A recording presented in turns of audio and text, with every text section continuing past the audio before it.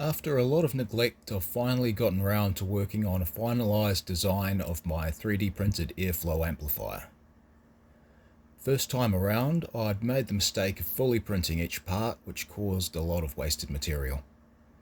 This time around, I've printed everything in sections so I can hold them together using rubber bands to trial a whole bunch of different combinations of air inlets, Venturi shapes with different converging and diverging angles, and throat diameters. Refresher on last time, best induced airflow I achieved was about 19 meters per second from this design here. Modified that design somewhat to have only 2 air inlets feeding the ring rather than 3, to reduce the total area of the tube having blocked airflow and to reduce the surface area causing drag. Air volume wise, 1 air inlet would be enough, but it would have a higher risk of snapping off, so I'm supporting it with 2.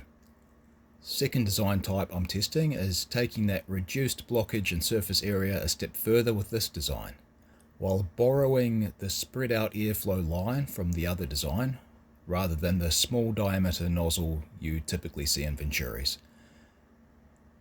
From my last testing, these narrow line of airflow designs seem to perform better. I'm guessing from having more surface area to drag the surrounding air with them, with the added bonus of having a quieter operating volume.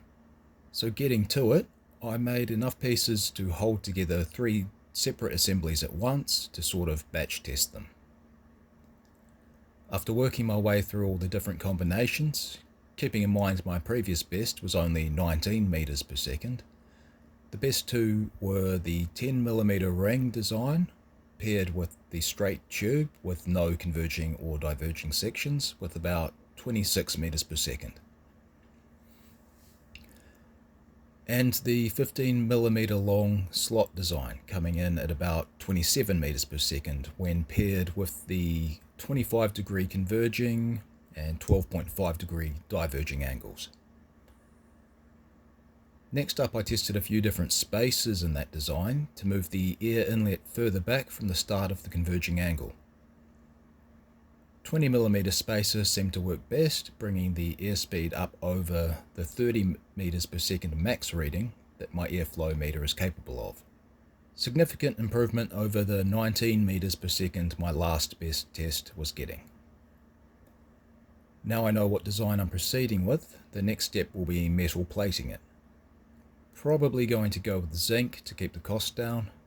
I did buy some nickel for this, but man, that stuff's pricey. I think I'm just going to save that for something else.